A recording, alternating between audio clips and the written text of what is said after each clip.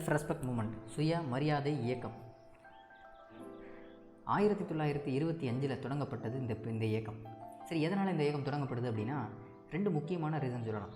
ஒன்று, 1924 காங்கிரஸ் கமிட்டியோட தமிழ்நாடு காங்கிரஸ் கமிட்டியோட சேர்மனாக இருந்த ஐயா பெரியாருக்கு ஒரு அழைப்பு வருது கேரளாவிலேருந்து. அங்கே வைக்கம் போராட்டத்துக்கு போகிறாரு. போயிட்டு வெற்றி அடைஞ்சிட்டு இங்கே வரும்போது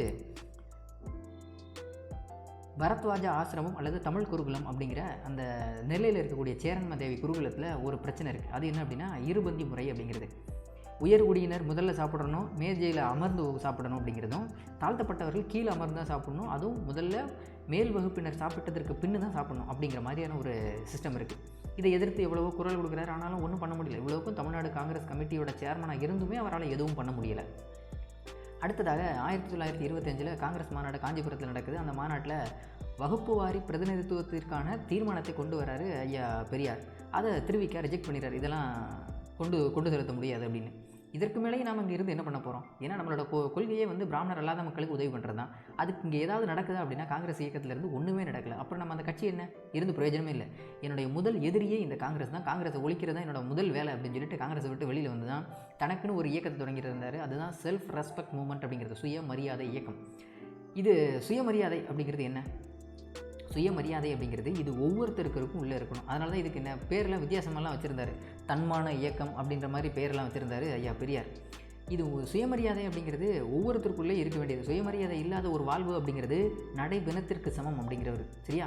சரி, இப்போ இந்த சுயமரியாதை இயக்கம் 1925 தொடங்கியாச்சு. இது முழுக்க நான் பிராமின் வெல்ஃபேருக்காக தொடங்கப்பட்ட ஒரு இயக்கம் தான் இந்த சுயமரியாதை இயக்கம் அப்படிங்கிறது. இங்கே இந்த சுயமரியாதை அப்படிங்கிற இயக்கத்தில் இருந்த முக்கியமான கோட்பாடுகள் சம்பிரதாயங்கள்லாம் என்ன அப்படின்னா, ஏற்கனவே இப்போ நம்ம திருமணம் முடிக்கிறோம் அப்படின்னா அதில் 1008 சம்பிரதாயங்கள் இருக்குது. ஐயர் ஓதணும், அப்புறம் ஓமகுண்ட வளர்க்கணும், பிள்ளையார் கிளை, இதெல்லாம் எதுவுமே கிடையாது. உனக்குனா எனக்கு நீ அப்படிங்கிற மாதிரி தாலிகளும் கட்டக்கூடாது. அந்த அளவுக்கான சுயமரியாதை திருமணம் இதையும் சொன்னவர் ஐயா பெரியார் தான். அதே மாதிரி பிறப்புரிமையில் ஒருத்தனை பிற ஏற்றத்தாழ்வு உயர்ந்தவன் தாழ்ந்தவன் அப்படிங்கிற பாகுபாடெல்லாம் பார்க்கக்கூடாது அப்படிங்கிறது இந்த கட்சியோட நோக்கமாக தான் இருந்தது. அதே மாதிரி முக்கியமான நோக்கம், பெண்களுக்கு முதல்ல சுயமரியாதை வேணும். பெண்கள் விழிப்புணர்வு அடைஞ்சு மேல்மட்டத்துக்கு வந்தால் மட்டும்தான் இங்கே அனைத்தையுமே மாற்ற முடியும் அப்படிங்கிறது ஐயா பெரியாரோட கொள்கையாக இருந்தது. பெண்களின் தாழ்வான நிலைக்கு எழுத்தறிவின்மையே காரணம் என அறிவித்த அவ்வியக்கம் அனைவருக்கும் கட்டாய தொடக்க கல்வியை வழங்கும் பணிகளை மேற்கொண்டது. பெண்கள் கல்வி கற்க ஆரம்பிச்சிட்டாங்கனால இந்த பிரச்சனையெல்லாம் மெஜாரிட்டி சால்வ் ஆகிரும் அப்படிங்கிறது அவரோட நோக்கமாக இருந்தது.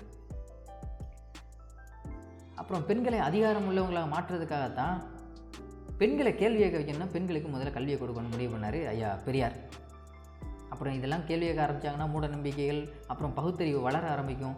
இங்கே சமூக சீர்திருத்தம்லாம் நிலவ ஆரம்பிக்கும் அப்படிங்கிறது ஐயா பெரியாரோடது. அப்போ இதுக்கெல்லாம் ஒரு பேசிக் யூனிட் என்ன இருக்குது அப்படின்னா இனம் அப்படிங்கிற ஒரு வார்த்தை. இனம்னா என்ன? ஒன்று திராவிட இனம், இன்னொன்று திராவிடர் அல்லாதவர்கள், அதாவது பிராமணர்களின் இனம். அந்த இனத்தை மையமாக வச்சு தான் சுயமரியாதை இயக்க சொற்பொழிவுகள்லாம் நடைபெற ஆரம்பிச்சிருக்கு அந்த காலகட்டத்தில். இது எல்லாமே முக்கியமாக சொல்லணும், சிம்பிளாக சொல்லணும் அப்படின்னா பிராமணர்களை எதிர்க்கிறதுக்கான ஒரு இயக்கம்னு கூட சொல்லலாம். அது மட்டும் இல்லாமல் நமக்கு பிராமணர் அல்லாத மக்களோட நலனுக்காக போராடியது. சரி, பிராமணர் அல்லாத மக்கள்னால் என்ன சொல்கிறோம்? அப்போ அதில் முஸ்லீம், கிறிஸ்டின் எல்லாருமே இருக்கோம்னா இஸ்லாமியர்கள் எல்லாத்தையும் சேர்த்து தான். இஸ்லாமியர்கள்லையுமே அவர் என்ன சொன்னார் அப்படின்னா, எல்லா மதங்களிலையுமே சில மூடநம்பிக்கைகள் இருக்கத்தான் செய்யுது. கோட்பாடு, தத்துவம், சகோதரத்துவம் எல்லாரும் ஒன்று தான். ஆனாலும் இந்து மதத்தை மட்டுமே நான் குறை சொல்ல வரல, எல்லா மதத்துலேயுமே சில மூடநம்பிக்கைகள் இருக்கத்தான் செய்யுது. அதெல்லாம் நம்ம களையணும் அப்படின்னு முடிவு பண்ணியிருந்தார். அதனால தான் அவர் என்ன சொல்லியிருந்தார் அப்படின்னா, இஸ்லாமிய மக்கள் எல்லாருமே உங்களோட மதத்துலேயுமே சில சீர்திருத்தவாதிகள் இருக்காங்க, நான் சொல்கிறத கூட நீங்கள் ஃபாலோ பண்ண வேண்டாம். அதில் முக்கியமாக சில ஆள் யார் அப்படின்னா, துருக்கியை சேர்ந்த முஸ்தபா கமல், ஆப்கானிஸ்தானை சேர்ந்த அனமுல்லா கான், இவங்கெல்லாம் பயங்கரமான சீர்திருத்தவாதிகள். அவங்க சொல்கிறதையாச்சும் கேட்டு நீங்கள் ஃபாலோ பண்ணுங்கள் அப்படின்னாரு. இன்னொன்று, தமிழ்நாட்டில் மட்டும்தான் இந்த இயக்கம் அப்படிங்கிறது பெரிய அளவில் இருந்தது இல்லையா? அப்போ இங்கே உள்ள முஸ்லீமே நிறைய பேர் ஃபாலோ பண்ண ஆரம்பிச்சு, இது நல்லா தானே இருக்குது அப்படிங்கிற மாதிரி. அதனால் மற்ற முஸ்லீம்களை என்ன சொல்லியிருந்தாங்க அப்படின்னா, முஸ்லீம்களே தமிழ்நாட்டில் இருக்கக்கூடிய முஸ்லீமே திராவிட முஸ்லீம் தான் அப்படின்னு சொன்னாங்க. அந்த அளவுக்கு இந்த இயக்கத்தோட தாக்கம் அப்படிங்கிறது அந்த காலகட்டத்தில் இருந்தது. இந்த பர்தா போடுறது இதெல்லாம் பெரியாருக்கு சுத்தமாக பிடிக்கல. அதுலேயும் சில நிறைகுறைகள் இருக்கத்தான் செய்யுது. அதனால் நீங்களும் உங்களோட மதத்தை சீர்திருத்தம் பண்ணணும்னு சொல்லி தான் அவங்க மதத்தில் இருக்கக்கூடிய சீர்திருத்தவாதிகள் 2 பேரை குறிப்பிட்டு ஐயா பெரியார் மென்ஷன் பண்ணியிருந்தார். சரியா? சரி, இப்போ பெரியாரை பற்றி பார்க்கலாம். பெரியார் அப்படிங்கிறவர் யார்? இவர் பிறந்த வருடம் 1879, 1973 வரைக்கும் வாழ்ந்தவர். இவர் தான் செல்ஃப் ரெஸ்பெக்ட் சுயமரியாதை இயக்கத்தோட நிறுவனர். இவரோட பெற்றோர்கள் யார் அப்படின்னா, ஈரோட்டை சேர்ந்த செல்வந்தரும் வணிகருமான வெங்கடப்ப நாயக்கர் அல்லது வெங்கடப்பர், சின்னத்தாயம்மாள் ஆகியோரோட மகன் தான் நம்ம ஈவே ராமசாமி. இவருக்கு அண்ணன் ஒருத்தர் இருந்தார், அவர் கிருஷ்ணசாமி. அப்புறம் இவரோட சகோதரிகள் இருந்தாங்க, பொண்ணு தாய் கண்ணம்மாலாம், பொண்ணு தாயெல்லாம் சின்ன வயசில் இறந்து போயிட்டாங்க. கண்ணம்மாள் கடைசி வரைக்கும் இவங்களோட போராட்டத்திலாம் ஈடுபட்டிருந்தாங்க. கல்வி அறிவு பெரிய அளவில் 5 வரைக்கும் தான் படிச்சிருந்தார். ஆனாலும் அந்த குதர்க்கமான கேள்விகள் கேட்குறதுல பயங்கரமான ஒரு வல்லுநர் தான் நம்ம ஐயா பெரியார். ஒரு முறை இவருக்கு இங்கே இருக்கக்கூடிய பிரச்சனைகள்லாம் பார்க்கும்போது இவருக்கு திருமணம் முடிச்சு வச்சுருந்தாங்க சின்ன வயசுலேயே. திருமணம் முடித்ததுக்கப்புறம் ஒரு குழந்தையும் ஒரு 5 மாதத்தில் குழந்தை பிறக்குது. ஆனால் இப்போ திருமணம் முடிக்கும்போது இவருக்கு 19 வயசு, அந்த நாகம்மைக்கு 13 வயசு. திருமணம் முடித்ததுக்கப்புறம் ஒரு 5 மாதத்தில் குழந்தை பிறந்து 5 மாதம் ஆகுது, இறந்து போயிடுது. இன்னொன்று, இவங்களோட குடும்பம் எப்படிப்பட்ட குடும்பம் அப்படின்னா, கம்ப்ளீட்டாக யாக குண்டம் வளர்ந்து எந்நேரமும் கடவுளை பக்தியோடு இருக்கக்கூடிய குடும்பம். அது மட்டும் இல்லாமல் சத்திரம் தான், எந்நேரமும் இவங்க வீட்டில் சாப்பாடு நடந்துகிட்டே தான் இருக்கும். ஏன்னா மிகப்பெரிய அரிசி மண்டி பிஸ்னஸ் தான் இவங்களோட பிஸ்னஸ். இப்படிப்பட்ட இடத்துல இருக்கக்கூடிய பெரியாருக்கு நம்பிக்கை இழந்து போயிடுது. எந்நேரமும் அன்னதானம் போடுறீங்க, சாமியை கும்பிடுறீங்க, ஆனாலும் ஒரு குழந்தை பிறந்து 5 மாதத்தில் இறந்து போச்சு. அப்போ இங்கே என்ன நடக்குது? எதுவுமே நீங்கள் சொல்கிற எதுவுமே சாத்தியம் இல்லாத ஒன்றா இருக்குது அப்படின்னு சொல்லிட்டு இவருக்கு இதெல்லாம் பெரிய நம்பிக்கை இல்லை. உடனே வீட்டை விட்டு போகணும்னு முடிவு பண்ணிடுறாரு. இங்கேருந்து போகிற வழியில் தான் ரயில்வே ஸ்டேஷனில் 2 பிராமின்ஸ் சந்திக்கிறாரு. அவங்களும் நாங்கள் காசி வாரணாசிக்கு போகிறோம் அப்படிங்கிறாங்க. உடனே 3 பேரும் ட்ரெயினில் போயாச்சு. அங்கே போனதுக்கப்புறம் தான் சாப்பிடணும்னு நினைக்கும் போது அங்கே சத்திரத்தில் சாப்பாடு போட்டால் அவங்க 2 பேரும் பிராமின் பூணூல் போட்டிருக்காங்க. அவங்க 2 பேர்த்தையும் உள்ளே விட்டுட்டாங்க. ஆனால் ஐயா பெரியார் விடலை. அப்போ தான் தெரியுது, இங்கே சாதாரண அன்னதானத்தில் கூட பிராமணர்கள் நான் பிராமின்ஸுக்கும் அதிகமான பாகுபாடு இருக்குது அப்படிங்கிறது அங்கே தான் தெரிகிறார். அதுக்கப்புறம் அவங்க அப்பா நிறைய ஆட்கள்லாம் வச்சு தேடி ஒரு வழி அவரை கொண்டு வந்துட்டாங்க ஈரோட்டுக்கு. திரும்ப கொண்டு வந்ததுக்கப்புறம் இனிமேல் மொத்த பிஸ்னஸை நீங்கள் தான் பெரியார் தான் பார்க்கணும்னு சொல்லி அவர் கையில் கொடுத்துட்டாங்க. அப்போ பெரியார் மிகப்பெரிய அளவில் அந்த பிஸ்னஸை கொண்டு போகிறாரு. பெரிய செல்வந்தராக மாறுறாரு அந்த ஏரியாவில். அப்போ இவ்வளோ பெரிய பதவி, இவ்வளோ பெரிய செல்வந்தராக இருக்கக்கூடிய ஒருத்தர் தான். அந்த காலகட்டத்தில் பெரிய அளவில் போட்டி கிடையாது. செல்வந்தராக இருந்தாலே ராஜா மாதிரி தான் வாழ்க்கை. அப்போ அவரை நீங்கள் நகரசபை தலைவராக இருக்கணும் அப்படின்னு சொல்லி அவர்கிட்ட கேட்டுக்கிறாங்க. அவரும் சரிங்கிறாரு. 1918-19 அவர் தான் நகரசபை தலைவராக இருக்கிறார். இந்த காலகட்டத்தில் தான் நீதி கட்சி 1916 அதுவும் ஒரு பக்கமாக முயற்சி செஞ்சு போய்கிட்டே இருக்குது. இப்போது நீதி கட்சியில் தொடங்கினதுமே மெஜாரிட்டியான மக்கள், பிராமணர் அல்லாத மக்களுக்கான ஒரு கட்சி தான் நீதி கட்சி அப்படின்னு சொல்லி எல்லாம் அதில் இணைய ஆரம்பிச்சிட்டாங்க. காங்கிரஸ்லேயுமே கிட்டத்தட்ட மக்கள் எல்லாம் அதில் போக ஆரம்பிச்சிட்டாங்க. அப்போ காங்கிரஸ் கட்சியே கொஞ்சம் கொஞ்சமாக மக்கள் கூட்டத்தும் குறைஞ்சிக்கிட்டே இருக்குது. உடனே நம்ம காங்கிரஸ் தலைவர்கள் என்ன பண்ணாங்க அப்படின்னா, அப்போ ஒரு மிகப்பெரிய ஒரு தலைவரை நாம் உருவாக்கினா மட்டும்தான் பிராமணர் அல்லாத மக்கள் நம்ம கட்சியிலே இருப்பாங்க. இல்லை அப்படின்னா எல்லாம் நீதி கட்சிக்கு போயிடுவாங்க அப்படின்னு சொல்லி ஒரு சரியான ஆளை சூஸ் பண்ணணும்னு முடிவு பண்ணாங்க. அவர் தான் ஐயா பெரியார். அப்போது யார் இவரை சேர்த்து விட்டது அப்படின்னா, ராஜாஜியும் வரதராஜ நாயுடு அப்படிங்கிற 2 தலைவர்கள் தான் ஐயா பெரியாரை காங்கிரஸ் கட்சியில் இணைச்சி விட்டாங்க 1919. அப்புறம் இவர் இணைஞ்ச போது தான் 1920 மிகப்பெரிய ஒரு போராட்டம் நடக்குது. அந்த ஒத்துழையாமை இயக்கம் காங்கிரஸ் சார்பாக ஐயா காந்தி தொடங்குறாரு. காந்தி தொடங்கினதுமே அந்த டைமில் நம்ம ஐயா பெரியார் கிட்டத்தட்ட 29 பதவியில் இருந்தார். இன்னொன்று, இவர் ஈரோட்டில் நகரசபை தலைவராக இருக்கக்கூடிய இதே காலகட்டத்தில் தான் சேலத்தில் ஐயா ராஜாஜி நகரசபை தலைவராக இருந்தார். 2 பேருமே கான்டெம்பரரியாக இருந்த ஆட்கள் தான். இவர் நகரசபை தலைவராக இருக்கும்போது நிறைய நல்ல விஷயங்கள் பண்ணியிருக்காரு. வீட்டுக்கு வீடு பைப்லைன் கனெக்ஷன் இருக்குல்லையா, அதெல்லாம் இவர் தான் கொண்டு வந்தது. அப்புறம் பிளேக் நோய் பயங்கரமாக பரவிட்டு இருந்தது, அதையும் சிறப்பாக கையாண்டதும் ஐயா பெரியார் தான். சரி, இப்போ ஒத்துழையாமை இயக்கத்தின் போராட்டத்தை அறிவிச்சிட்டார் காந்தி. எந்த விதத்திலையும் பிரிட்டிஷோட ஒத்து போகக்கூடாது. இவர் பார்த்தா கிட்டத்தட்ட 29 பதவியில் இருக்கிறார். அத்தனை பதவியை ராஜினாமா பண்ணிவிட்டு காந்தி சொன்னார்ன்ற ஒரே காரணத்துக்காக ஒத்துழையாமை இயக்க போராட்டத்தில் கலந்துக்கிட்டார் ஐயா பெரியார். அனைத்து பதவிகளையும் ராஜினாமா பண்ணிட்டார். காங்கிரஸோட மிகப்பெரிய ஒரு தொண்டனாக மாறிட்டார். இந்த காலகட்டத்தில் தான் 1920 ஒத்துழையாமை இயக்கம் நடந்துகிட்ருக்கு. 1921 மதுவிலக்கு, அதாவது கள்ளுக்கடை மறியல் போராட்டம்லாம் நடக்குது. 1921 டெம்பரன்ஸ் மூவ்மெண்ட் அப்படி இல்லைன்னா ஆன்டி லிக்வர் ப்ரொடெஸ்ட் அப்படிங்கிறது. அந்த போராட்டத்தில் ஐயா பெரியார் கலந்துக்கிறாரு. பெரியார் தான் முன்னின்று நடத்துகிறாரு. அங்கே மகாத்மா காந்தி என்ன சொல்லியிருப்பார் அப்படின்னா, பீகார் பக்கம்லாம் அங்கே இருக்கக்கூடிய ஒரு ஈச்சமரம் மாதிரியானது, அதுலேருந்து நிறையா போதைப்பொருள் தயாரிக்கக்கூடிய பொருட்கள்லாம் எடுக்கிறாங்க. அப்போ அந்த மரத்தில் வெட்டிடணும் அப்படிங்கிறாரு. உடனே நம்ம பெரியார் என்ன பண்ணிட்டார், 500 தென்னை மரத்துலேருந்து கல் இறக்குறாங்க இல்லையா, அதனால் 500 தென்னை மரங்களையும் வெட்டி எறியணும்னு சொல்லி நம்ம பெரியார் ஆர்டர் போட்டு 500 தென்னை மரங்களையும் வெட்டியாச்சு. அது மட்டும் இல்லாமல் இவருக்கு அப்போ தான் மிகப்பெரிய ஒரு பொறுப்பு கிடைக்குது. தமிழ்நாடு காங்கிரஸ் கமிட்டியோட செயலாளராகக்கூடிய பொறுப்பு ஐயா பெரியார் கிடைக்குது. அவர் செயலாளராக ஏற்றுக்கிறாரு. அந்த காலகட்டத்தில் கோவில் நுழைவு உரிமை தீர்மானம் அப்படிங்கிற ஒன்றை முன்மொழிந்தார். ஏன்னா கோவிலுக்குள்ளே தாழ்த்தப்பட்ட இன மக்களே போக முடியாதுன்ற அளவுக்கு இருக்குது. அப்போது கோவிலுக்குள்ளே தாழ்த்தப்பட்ட இன மக்களும் போகணும் அப்படிங்கிறதுக்காகத்தான் அந்த உரிமை குறித்த தீர்மானத்தை முன்மொழிந்தது ஐயா பெரியார் தான். அப்புறம் இந்த காலகட்டத்தில் தான் 1924 வைக்கம்லேருந்து ஒரு கால் வருது. அப்போ தான் ஜோசப் எல்லாமே அங்கே தான் இருக்காங்க. அங்கே போராட்டம் நடந்துகிட்ருக்கு. என்ன அப்படின்னா, கோவிலோட வீதிகளில் 4 வீதிகள்லையுமே தாழ்த்தப்பட்ட இன மக்கள் நடக்கக்கூடாதுன்னு போராட்டம். அந்த போராட்டத்தில் பெரியாரை கூப்பிட்றாங்க. பெரியார் போய் அங்கே கலந்துக்கிறாரு. கலந்துக்கிட்டு தான் இந்த 4 தெருவுலையும் மக்கள் நடக்கணும் அப்படின்னு சொல்லி போராட்டம் பண்ணுறாங்க. ஒன்றும் திருவிதாங்கூர் சமஸ்தானத்தின் மன்னர் ஒருபோதும் அதை காதில் கேட்டுக்கவே இல்லை. அப்போது மிகப்பெரிய போராட்டத்தெல்லாம் நடத்தி ஒரு வழியாக கோவிலுக்குள்ள தெருக்களில் மட்டும் நடக்கலாம் அப்படிங்கிறாங்க.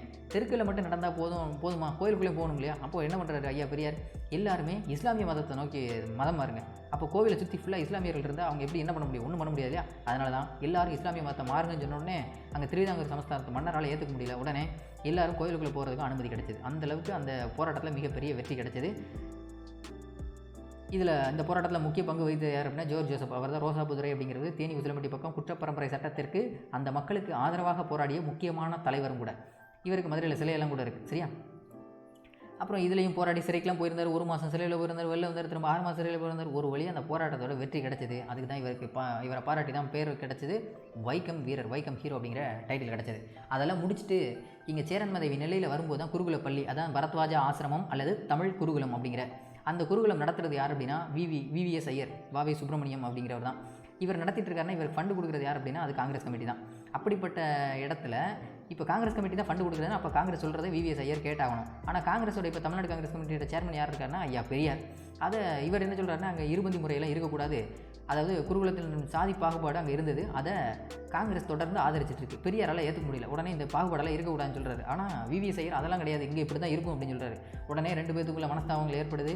2 பேத்துக்குள்ள சில மனக்கசப்பு ஏற்பட்டதுமே பெரியார் சேர்மனாக இருந்துமே சொன்னாலும் அவங்க கேட்குறது இல்லை. அப்போ என்ன பண்ணுறது, இதுக்கு மேலே இந்த கட்சின்றது நமக்கு பெரிய அளவில் சப்போர்ட் பண்ணவே இல்லைன்னு நினச்சிட்டு இருக்க சமயத்தில் தான் 1925 காங்கிரஸில் மாநாட்டு நடக்குது. அதில் தான் இவர் தீர்மானத்தை கொண்டு வராரு. அதாவது இடஒதுக்கீடு போன்ற தீர்மானத்தை, அதாவது ப்ரொபோஷனல் ரெப்ரசன்டேஷன், வகுப்பு வாரி பிரதிநிதித்துவம் அப்படிங்கிற தீர்மானத்தை கொண்டு வராரு. ஐயா திருவிக்கா இதை ரிஜெக்ட் பண்ணிடுறாரு. இதுக்கு மேலே இந்த கட்சி வேண்டாம்னு சொல்லி காங்கிரஸை விட்டு வெளியேறாரு 1925.